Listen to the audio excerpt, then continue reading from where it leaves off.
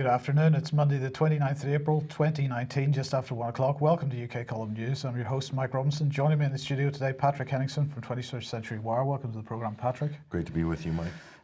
Well, we're going to get started today with a mainstream article, Patrick, because we were somewhat surprised, perhaps, that the mainstream was prepared to put this type of article in. There's very little investigative journalism going on these days, but this is a pretty heavy headline. This is an exclusive by the Mirror. Now, this has been reported in different forms, Mike, most recently in February as well. You've probably seen bits and pieces of this story. The headline reads, almost 50,000 animals killed during military testing at the secret UK research base. Of course, the secret base in question is Porton Down biological research facility, Mike. And so what have they found? Essentially what we're looking at here, scientists have blown up pigs, infected monkeys with biological weapons, and poisoned guinea pigs with nerve gas. Now, remember the guinea pigs. We'll get back to that in a minute. But just moving on, what we're going to summarize what's been found in this particular story, Mike. And it's a bit, if you're feeling squeamish regarding animals, you probably are going to want to look away at this point. But 50,000 animals have been killed between 2010 and 2017. Mind you, that's about an average of 20 animals per day for 7 straight years. So they're very busy doing what? Well, to deliberately expose live animals to compounds, simulated blasts, biological pathogens, which are known and indeed developed to cause extreme suffering and death. Guinea pigs have had VX nerve agents applied. And just to see how they react and so forth, and bioscavenger it's called, and to check the alteration of the biological functions of these animals and so forth as a result of these things like anthrax, mustard gas, and other deadly chemical weapons. This is all going on at Porton Down apparently every day. So what else has happened? The beasts were shot in different parts of their body with various rifles. And so Army medics fought then to keep them alive. So apparently this has a military training aspect to it. And the MOD defends all of this, saying that it's claiming that it provides doctors with vital training, which has helped to save lives of British troops injured in battle. But also the pigs were also killed in explosive tests to test and to get more effective body armor. For British troops serving in Afghanistan and Iraq. Now, just what are your thoughts on this, Mike? Just off the top of your head. Where do I start? I mean, is this really what Britain stands for? Well, let's move on. Let's see. I'm just going to remind people, in addition to the 50,000 animals, you can add a cat to that as well, as many people would have noted last year. Sergei Skripal's cat was put down, apparently because it was in an agitated state, according to authorities, and was taken to Porton Down and, I guess, put down and incinerated. Sergei Skripal's cat, there she is with Yulia. Of course, this is an article, one of the great journalistic scoops by Luke Harding, the Guardian's chief fabricator over there in Islington. And there's the guinea pigs over on the side, and a spokesperson from DEFRA, Environmental Food and Rural Affairs, said that the dead guinea pigs and a distressed cat were discovered when a vet was able to enter the Skripal's home, which was sealed off during the police investigation and so forth. So the guinea pigs were, died just because the flat was sealed off for so long. The cat was still alive. Of course, Mike, none of these were, well, we don't know if the guinea pigs were exposed to Novichok. We don't know. It hasn't said that they were, so we're going to assume they weren't. This is the Novichok that was applied to the door handle, apparently in the magic gel form, with the magic gel with the delayed reaction of the 4-hour delayed reaction magic gel that was developed in a secret lab somewhere in Russia. Yes. This was the magic Novichok compound. So, but why is this also interesting? Because speaking of dead animals, this was just Deborah Haynes. Just a week or so ago, images supplied by UK government of hospitalised children and dead ducks affected by Novichok attack on Skripals were used by CIA's Gina Haspel to persuade real Donald Trump to overcome skepticism and expel 60 Russian diplomats from the US. So, of course, this was some fake intelligence pumped in Donald Trump's direction to try to get him to act in a particular way, which he did. But the question is whether the images, Patrick, that of these dead ducks were these escaped ducks from Porton Down. This is a good question, and yet you're probably wondering out there, where are you going with this line of inquiry? Well, what we're showing is that there's a lot of theater going on outside of Porton Down, but there's a lot of action going on in Porton Down, yes, with real biological agents, including Novichok. So can you explain to me, Patrick, sorry, if we are not developing weapons, chemical weapons, and so on, if we have an OPCW, which is there to prevent the spread of chemical weapons use worldwide, and if we have agreements to destroy chemical weapons worldwide, why do we need to be killing so many animals? Well, that's a good question. That's a good question. In case the bad guys, we're told this, in case the bad guys have these weapons, that we're able to sort of better deal with them, and also to have the cures on hand as well, developing the inoculations to help people recover or cure from these deadly compounds, Mike. That's the official sort of line on biological and chemical weapons research. Okay, well, I'm afraid I don't buy it, because if there is no new chemical weapons development and research, because it's embargoed globally, we have an OPCW there to prevent future development, then we don't need to do any further development work on protecting ourselves from these things, because it's all been done in the past. Well, we're told we have to remain vigilant. So in other words, we're talking about the theater, Mike. So just to remind people of the theater, this was just last year with regards to the Skripal incident. We remember this scene here. This is the man in the hazmat suits in Salisbury, and this was just a kind of a farce. As you can see, there's a fireman standing right behind them with no protection whatsoever. So this was completely for the cameras. And the Washington Post headline is interesting, saying that the U.S. and Europe say the Kremlin poisoned Sergei Skripal and the Russians don't buy it. Well, looking at that photo, Mike, it's no wonder, really, is it? No wonder the Russians don't buy it. It was all theater. Just before the weekend, the second Belt and Road Forum took place. So let's get on to some more interesting stuff. This Xi Jinping, obviously sitting there, he was leading it, of course. Vladimir Putin attended as well. Many other world leaders attended, and including Britain's Chancellor of the Exchequer. We'll come on to that a little later. But what was Putin saying at this? Quite important. He said, China is a vast country. Therefore, of course, China has plans for its development, and they're immense and ambitious. And I think one of the themes that we've seen over the last period of months and last couple of years, Patrick, is the clear concern that the West has about the Belt and Road Initiative and the development which China is doing. Certain people, certain countries absolutely on board with this. Britain saying it's on board with this, but as we'll see later, perhaps Britain speaking with a forked tongue. But other countries like the United States, for example, up until now not on board with this.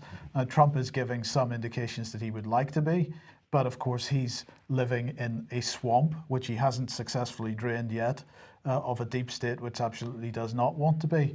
But anyway, Putin went on to say this. He said that, here it comes. So how would China respond when it faces certain restriction and attempts by some countries to stop this development? What should China do? Well, that's a good question. What should China do? China, some people, if it was the West, was experiencing the type of pressure that China is experiencing at the minute, the West would start ramping up its military capabilities, start spending money on arms and armaments and so on. But the point that Putin is making here is that China is in fact implementing this in a civilized and delicate way, making sure proposals for common development meet the interests of the vast majority of international participants, if not all. Generally speaking, China has offered nothing new. What it's doing is really making attempts to reaffirm the principles set out by the World Trade Organization and so on. But he said, that China is in fact working on this development program primarily this is how it started, but it later became obvious, both in terms of China's growth and for us as well, that the concept of the Belt and Road Initiative would not be enough. We needed to strengthen the fundamental tenets of international economic relations. Is Russia interested in this? Of course it is, considering the high volume of trade and the fact that it's growing. And we're certainly interested in benefiting from the transit potential of the Trans-Siberian Railway and so on. But he's talking about the development of ports and all this kind of stuff. It's all quite positive. There's not mention, there's not really talking about regime change, for example. It's all very optimistic.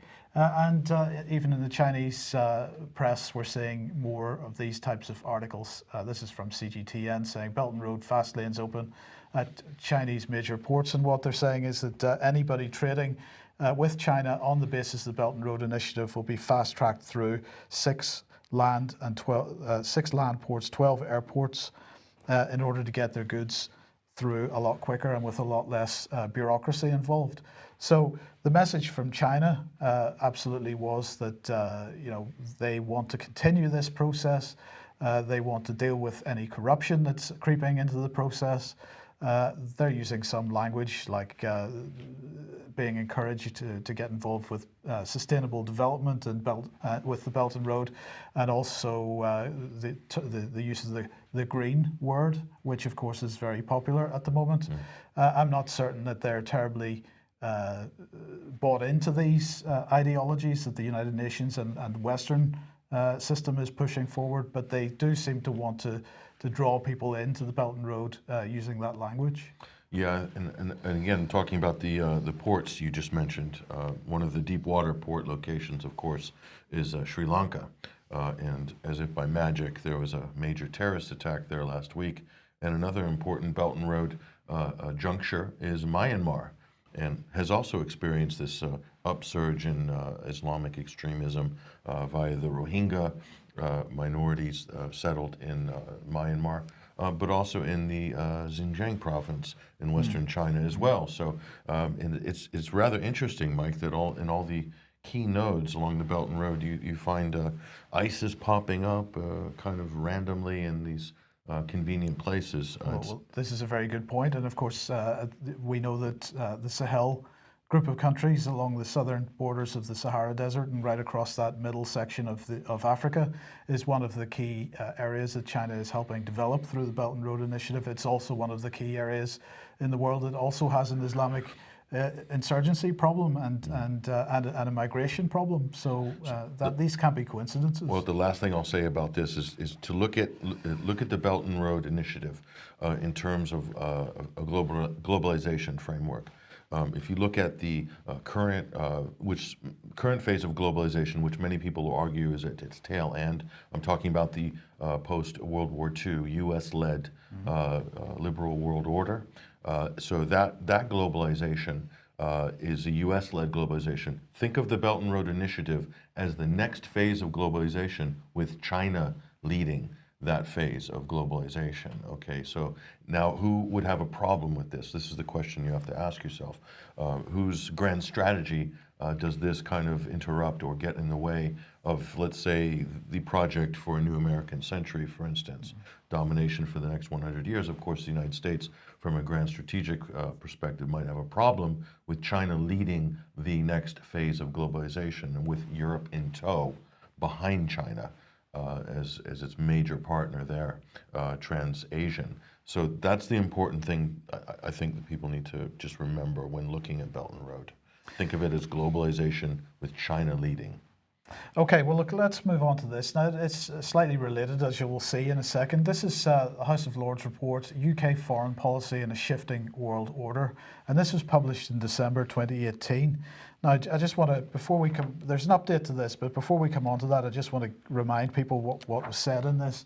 They said, following a year-long inquiry, the House of Lords International Relations Committee published a report on new conditions now fundamentally changing international relations and their implications for UK foreign policy. They said, we've lived through a tide of worldwide disruption and change. Trends including populism, identity politics, nationalism, isolationism, protectionism, and mass movements of people are putting considerable pressure on states and traditional structures of government. It's quite interesting they don't mention Belt and Road in this. But anyway, we move on. We've sought not only to look at needed responses, but to understand from our many witnesses and the roots of this upheaval in world affairs. Explanations are many, but it's clear to us that one powerful common influence fueling many aspects of change is the massive and ongoing revolution in communications technology, connecting and empowering people's interests, causes, groups on a scale never before known. So they talk about increasing volatility of international relations. They talk about the UK's bedrock relationship with the with the US. They talk about China's economic and geopolitical influence, although not mentioning Belt and Road specifically. And they talk about the Russian provocations. They talk about the UK resisting US challenges to the multilateral system. We need to get behind the United Nations, NATO, Bretton Woods institutions, World Trade Organization. They talk about renewed efforts to engage, for example, with the modern Commonwealth network. And they say that new technologies, particularly relatively low-cost cyber capabilities, have created an asymmetric shift in the balance of security considerations. And they're saying that global Britain, the branding of global Britain needs more definition, and we need to reverse cuts to Foreign and Commonwealth Office budget. Okay, well that was in December, and then a week or two ago, the government published its response to this report, and so I thought we should go through a few of the key points here. They say the government agrees with the committee's assessment on China. So if we talk about China for a second, the UK has a strong relationship with China that supports economic growth and addresses global challenges. Equally, we have strong partnerships with other countries. The UK pursues an all-of-Asia approach, ensuring that we're active and present partner across the region. Well, Philip Hammond, as I say, was speaking at the Belt and Road Forum at the weekend.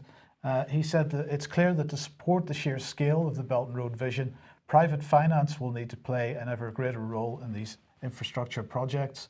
And to unlock that private finance and reassure investors, we must create a recognised infrastructure asset class for Belt and Road projects. And this has been sort of my concern for quite some time, Patrick, that in fact what Britain's approach to this has been is purely a City of London approach, in fact, and they want to pump new forms of asset class so financial instruments into this project. This project is a physical development project. It's about developing real physical trading routes and production of goods and moving goods around the world. It is globalization of a kind. I don't think it's quite the same kind of globalization as maybe we've seen in the last 40 years, which is increasingly moving towards services globalization, whereas China's still focusing on physical production of goods. But nonetheless, we see this intervention from Hammond, who's talking about really City of London financial products. Let's be specific. What financial products do you think he's talking about? It looks to me like infrastructure bonds, right? Maybe as an investment opportunity for sort of ground floor investors in the city. That's what it looks like to me, and I see potential there for some sort of financial fiduciary malfeasance. On a big scale, perhaps. There's no corruption in the City of London, Patrick. You must be mistaken. Of course, their motives are whiter than the driven snow. Absolutely, absolutely. Well, let's come back onto this then. Now, as far as Russia is concerned, we agree with the committee's assessment of Russia's global aims. The Russian government uses a range of powers to pursue its policies, including espionage, cyber, and subversion, and persistently uses disinformation as a tool to destabilize its perceived enemies. The US and Britain don't do any of that, do they? No, none of that at all. They've never done any of that. No. So let's go on. The UK is investing approximately £100 million over the 5 years through our counter disinformation and media development program to counter Russian disinformation internationally. So that's basically propaganda, censorship, and troll farms. Correct. Basically. So, sorry, what did we just say a second ago? Russia's pursuing a disinformation program, but we now have enough. How much money is Russia spending on their alleged disinformation program? Do we know? I don't know, but I don't think it's £100 million. I don't think so. No, I think, but according to the UK government and the US, everything that comes out of Russia as a country is Kremlin propaganda. Right. Every channel, every bit of print, anything that's not pro-US. Basically, it's not Radio Europe or the Moscow Times. It's all Kremlin propaganda, so it must be Russian disinformation. Absolutely, so. But it doesn't end there. Let's go on. What have we got? A recent internal survey also concluded social media is an essential tool of ambassadors. So we're talking about Foreign Office here. They obviously have ambassadors, but they're suddenly realizing that social media is important. This came out of a question or a point that the report said that digital tools such as social media necessitate a constant upgrading of the techniques of diplomacy well beyond traditional skills.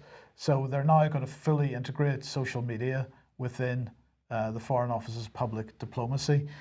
So what does that equal? Propaganda? Yes, that's propaganda. That's basically, it's what they're trying to do is leverage the power of social media. They're trying to sort of harness the power of Trump on Twitter and sort of show that in a sort of smaller sense with ambassadors and civil servants and things like that. What do you think they'll be tweeting? What do they be posting? Just messaging, right? Whatever the government messaging is. So that's propaganda. Right. Basically. So. Okay. Now we're going to shift gears slightly, continuing this theme. The government agrees that the United Nations should engage with a range of stakeholders, including NGOs, business, and the private sector in its work. Now, this is an ongoing theme, the use of NGOs. And what is the role of NGOs in our governance? It seems to be in the last 20 years, NGOs have ended up having a pretty key role within our governance, and I think it's something that a lot of people don't quite grasp. Now, last night, Patrick, on the Sunday Wire, we were talking about Extinction Rebellion and Greta there and so on, and you had Cory Morningstar on as a guest. Fantastic segment, and if I do recommend anybody goes and listens to that on 21stcenturywire.com. But we were talking about, on this program, talking about Cory Morningstar's article on the issue of Extinction Rebellion and NGOs, and a very big feature of that on Friday's news program, if you want to look at that as well. I just wanted to highlight this article on the UK Column website, Abusing the System Through NGOs and CSOs. Now, this was published in June 2010. It was written by Marietta Abels, and she gave us permission to publish this. And it's a fascinating article because she's talking about this whole green agenda that we're seeing. So this was published 9 years ago, Patrick, and she made the point in this article that President Clinton had issued Executive Order 12986, which granted NGOs, in this case the World Wildlife Fund, certain diplomatic privileges and immunities. So already in 2009, which is the period of time that she's talking about here, an NGO, the World Wildlife Fund, had been given diplomatic privileges and immunities by the United States government. And they also got a lot of income. So the World Wildlife Fund's reported 1995 income in the United States, this is just for the United States, was $138 million. And assets of $62.5 million. And then that went on. So she listed here 2003, they received $370 million, 2004, $468 million, 2005, $499 million, 2006, $549 million. This is just for the United States. And in 2007, it was $663 million. So $2.5 billion over those few years. So, you've got to ask the question, why is so much money going into these NGOs who are supposed to be providing a humanitarian, in some cases, or a charitable service? But in this case, with the likes of the World Wildlife Fund and these types of NGOs, very much a political agenda at work there. Yeah, it's not just a political agenda, Mike. And I think the Indian author and activist Arundhati Roy, who wrote the Booker, I believe she was the Booker Prize winner with The God of Small Things. The novel was published in the 90s. So she basically described this as the not-for-profit industrial complex. Okay, and Cory Morningstar, who you mentioned earlier, who was on the Sunday Wire last night, that's the sort of focus of her work. But the NGOs are there, essentially, were created initially by the Rockefellers, the Fords, the Carnegies, and this was under the sort of the banner of civil society that was sort of emerging out of the first industrial revolution, early 20th century, Mike. And so what were they doing? They were kind of moving in to sort of fill what appeared to be the gaps of inequity. But what they did is get the oligarchs in a position where they could dictate public policy via the NGOs. And there's a great quote here, and also to hijack real political movements, to basically to mute, to co-opt people power, to sort of dial it down so that there's no real political, radical, let's say, revolutionary movements coming up. This was a way to tame them. That's what essentially the NGOs are used around the world. A great quote here by Arundhati Roy. She says, "How do you vacuum up people's fury and redirect it down a blind alley?" And if you understand that quote, that really kind of encapsulates the not-for-profit industrial complex today in 2020. But in fact, based on what you just said and what we know, that doesn't even go far enough, because it's not redirecting it down a blind alley. It's actually redirecting it along the lines that the corporate or the government interest wants the policy to go in. So you know, the people who are protesting last week under the name of Extinction Rebellion individually have an idea of where they want corporations and governments to go, but in fact, the fact that they've protested in that way through that NGO and through other NGOs, they end up actually promoting the policies that they probably hate in the first place. That's true. That's true. So believing they're part of a grassroots organization or grassroots movement, when in fact they're laying down AstroTurf, essentially. But yeah, go ahead, Mike. Well, look, on the same subject, I just want to highlight this article from Tim Hayward, "Trees Don't Grow on Money, or Why You Don't Get to Rebel Against Extinction." And he's making many of these same points, again, highlighting Cory Morningstar's work. And I just want to recommend that people read that. Yeah, that's a great article by Tim Hayward. He's also drawing a lot of criticism from people. Cory is as well, from the George Monbiots of the world. Yes. Is sort of the green gatekeepers, if you will, of the establishment. But just back to the show we had last night, I do encourage people to listen to what we did. We broke down what is the Green New Deal. So if you don't understand essentially what's the concept behind, you hear this term a lot with AOC, Alexandria Ocasio-Cortez in the United States, and it's a real popular buzz term right now with Extinction Rebellion, Greta Thunberg, the Green New Deal, or the New Green Deal, depending on who's using this term. They've rearranged that a few different ways. What is it? What is it essentially? Well, we kind of broke it down in the show last night, and this is essentially what we're looking at here. If you want to just get the basic principles of it, the financialization and commodification of nature. What does that mean? That means putting a value on every single blade of grass, every tree, every acre of land, every bit of the sort of the ecological portfolio, as they call it, and sort of commodifying it, and then putting a cost on it, and then sort of balancing this off in a new financial paradigm, a new sort of accounting system for the globe, if you will. You can imagine who's very interested in this, Mike. The big investment banks, central banks are interested in it. So what's the principle behind this? How are they going to fund this? Well, they have a spokesperson, a figurehead. One of them, at least the one today, one of the main ones is Greta Thunberg. It's a teenager from Sweden. She's in fact backed by a multi-million-dollar corporate PR and communications machine, and Greenpeace as well. I believe she's being managed at the moment by the CEO of Greenpeace, who's her sort of chief handler at the moment. So her whole story was meant to appear to be grassroots, when in fact it was anything but.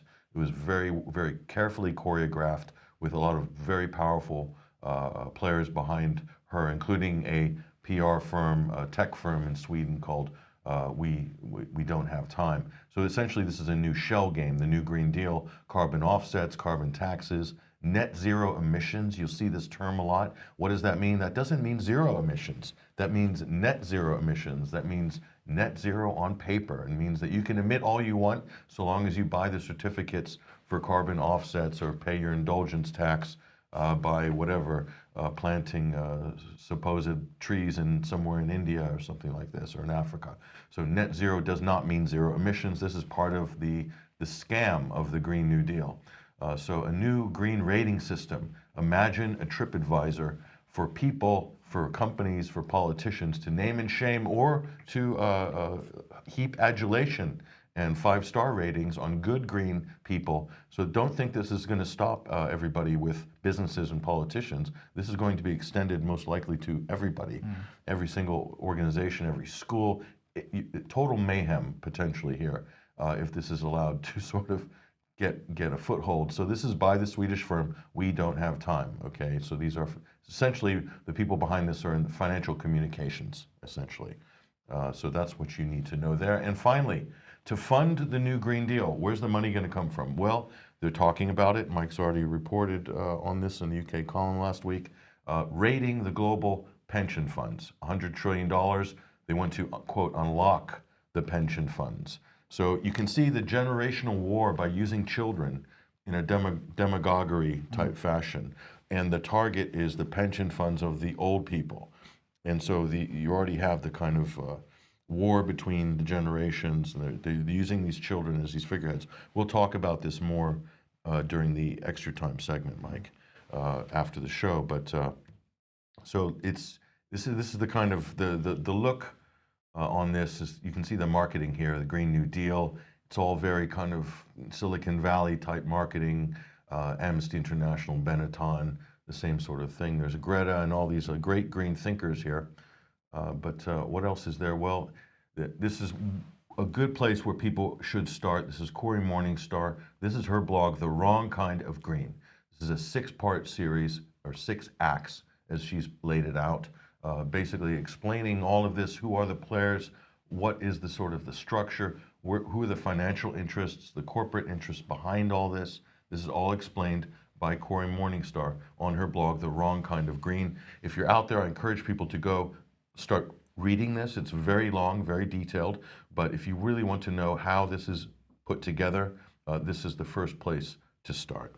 So I encourage people to do that. So the climate crisis, what else is going on with the climate crisis? This is an interesting story. I just thought I'd flag up as the end of this segment, Mike, to close it out, but the Rockefeller Foundation is winding down its biggest private climate resilience push. So resilient cities had 100 resilient cities. It's winding it down. This is very interesting. What is going on here? We thought the resilient cities would be going right into the next century. No. Why have they wound it down? Well, according to the Rockefeller Foundation, they're ending funding and dismissing staff on the 100 Resilient Cities program. And so this was the largest privately funded climate adaptation initiative in the United States. And they wanted to shift their funding to where? This is interesting, Mike, to the Atlantic Council. They're going to parlay $30 million grant to the Atlantic Council. Now, who are the Atlantic Council? This is a NATO-aligned think tank. They're also running censorship protocols for social media like Facebook and Twitter. So they're involved in the censoring of the internet. They're also involved in propaganda. And the Atlantic Council and the DFR labs are also involved in running defamation campaigns against alternative media persons. So they're now been given $30 million from the Rockefeller Foundation. So this is interesting, to continue to support the transition of the 100 resilient cities. Very interesting.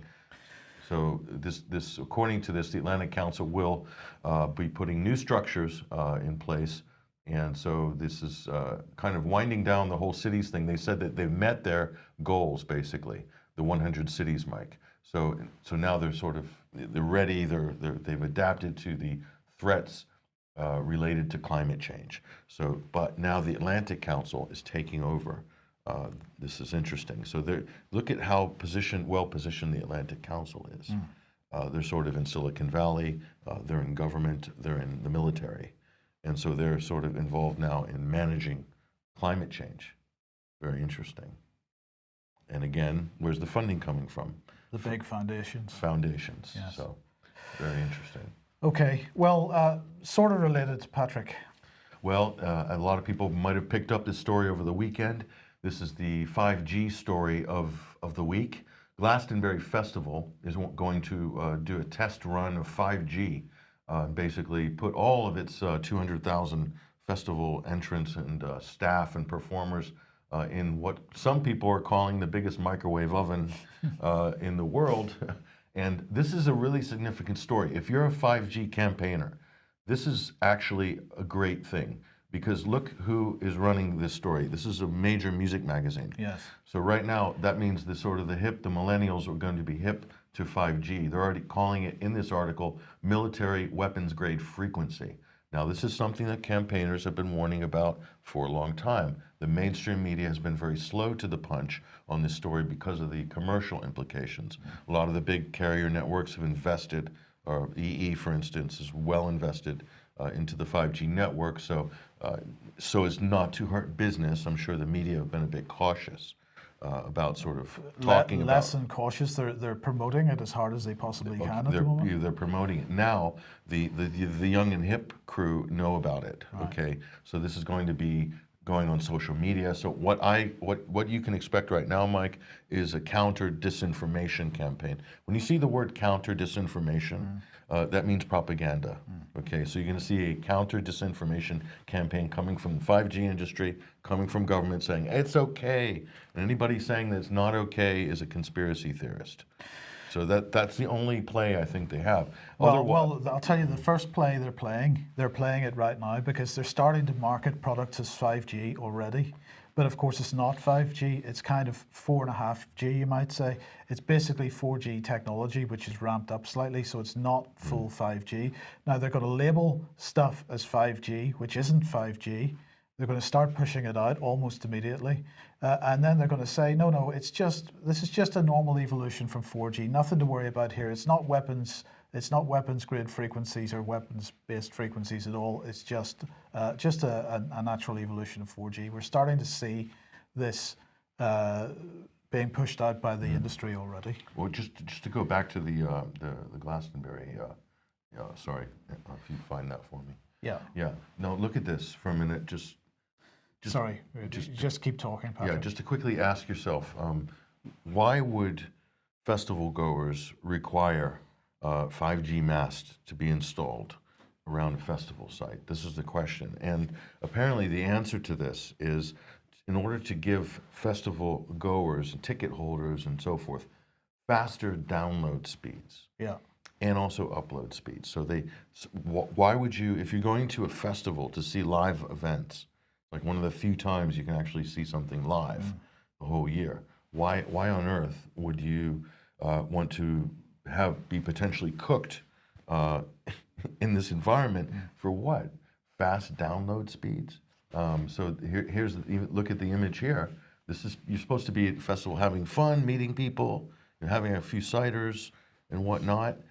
Rolling around in the mud, not on your smartphone. So this really is indicative of where this generation's values are. Are people willing to sacrifice their health and well-being for faster download speeds? Yes. This is the fundamental question, Mike. Absolutely. So I think people should pay attention to that. Okay, a quick advertisement, Patrick.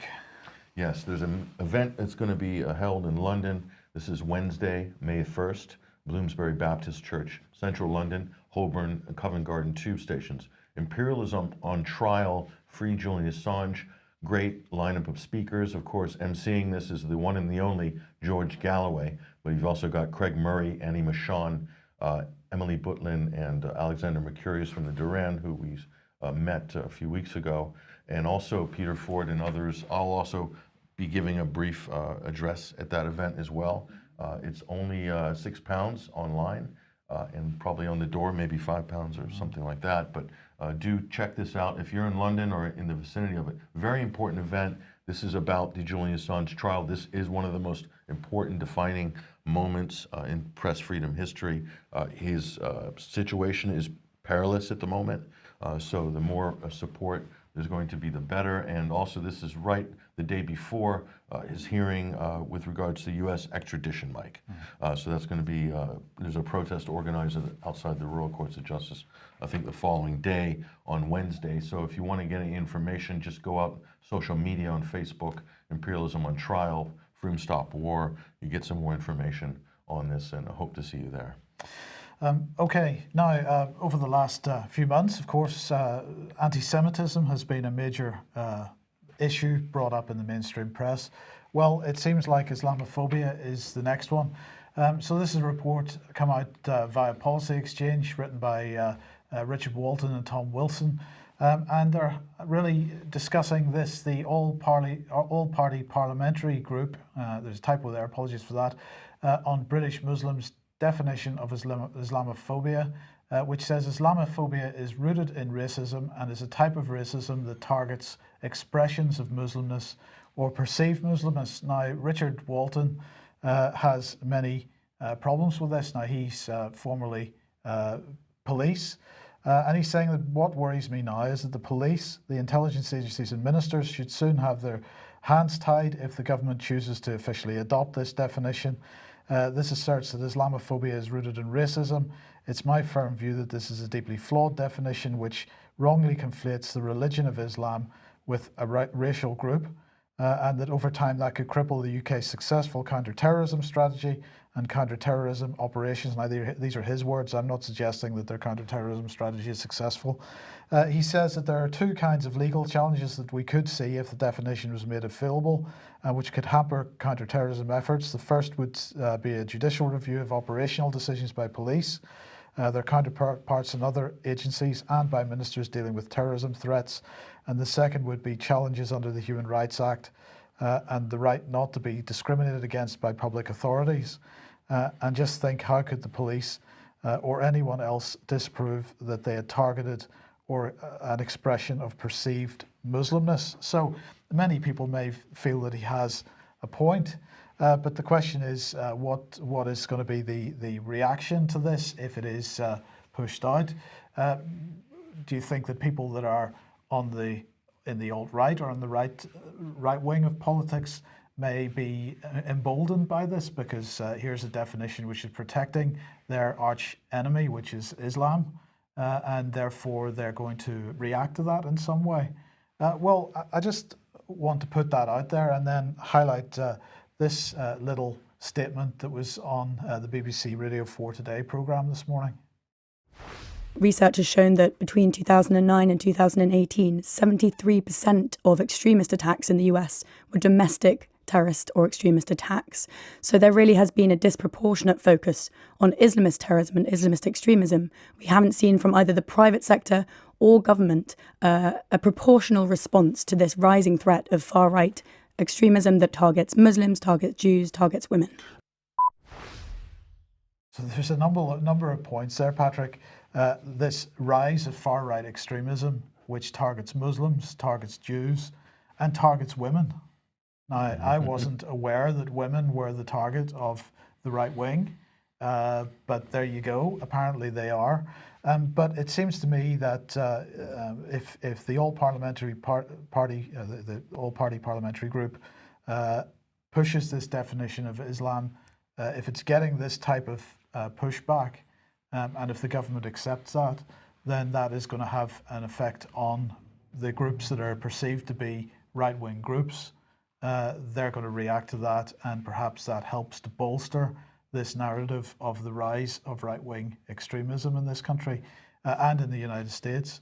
And I think that's a pretty dangerous position to be taking us into. Well, I mean, I just want to comment on something that the criticism of this, Mike, when they were talking about, which in my firm view, this is a deeply flawed definition which wrongly conflates the religion of Islam with a racial group. So, but the same critique could be applied to Jewish and anti-Semitism. Because there's this ongoing debate. Is Jewish a race or is it a religion? Has it been conflated? And what sort of confusion can result from that? This is exactly what's coming out of this debate right here. I think that's rather ironic, rather ironic, but also fascinating, Mike. So what I'm going to predict, Mike, is they can't do much about this, because if they tackle this issue based on the criticism which you've just outlined, by this this gentleman here, then they're going to have to apply the same methodology to the anti-Semitism issue and to sort of Jewish identity as well as Muslims. So this could be opening a can of worms. it could be opening a big can of worms. So I think that's actually fascinating. Okay, well, just very briefly, because we're out of time, I just want to mention Brexit, of course, because it's ongoing. Well, we have a quote from Jeremy Corbyn here. Or it's not really a quote from Jeremy Corbyn. It would be a quote from Jeremy Corbyn if we'd spoken to him, I'm quite sure. Because the first thing he says is he's meeting Theresa May again today, because there's more meetings between Labour and Conservatives to try to pull together this government of national unity that they're trying to build at the moment to push her deal through. But he says he doesn't hold out much hope. She won't shift her red lines. I suspect she's holding out for a second referendum, cough, I mean European parliamentary elections. And this is the key point, I think, because this seems to be the direction the government is going, that the European parliamentary elections, which Theresa May absolutely says she does not want to hold, and she wants to get her deal through before May the 22nd, so that we don't have to hold European parliamentary elections. It's clear that all the parties are preparing for those elections. She intends to hold those elections because that would be a proxy second referendum. Now, I don't know what results she's expecting to get from that. Perhaps she's, well, in fact, the Tory party themselves saying that they possibly could lose as many as 800 council seats in the local elections. So there's clearly a bit of a backlash against them, but they're taking this risk anyway. Jeremy Corbyn actually meeting his MPs, his parliamentary party, later on today to decide what the Labour Party position on a proper second referendum is going to be. So some few issues, Brexit-related issues going on at the moment, but really I don't think there's any real likelihood of Theresa May's deal going through before the 22nd of May, so we are going to be facing European elections, and it is going to be a proxy second referendum. And then what's going to happen after that? Is that going to up the ante, as it were, for a actual second referendum? Well, that depends on the result. That depends on the result. How is it looking so far? This is very hard to know. There is a lot of anecdotal evidence to suggest that, in fact, the result is going to be much harder in the direction of Brexit than it was in 2016. Anecdotal evidence. It's hard to know because, of course, the polls. Do we trust the polls? No, we don't. No, and because if you trusted the mainstream polls before the first referendum, you would have gotten wrong on all your bets. Absolutely. So yeah, that's true. Absolutely. Okay, we will leave it there for today because we're absolutely out of time. Thank you very much for joining me today, Patrick. Thank you for joining us. Of course, we just end by mentioning Robert Greene, whose funeral is taking place today. Most of the UK column people at that. So our thoughts with them for today. And we will be back on Wednesday at the same time, 1 p.m. We will see you then. Bye-bye.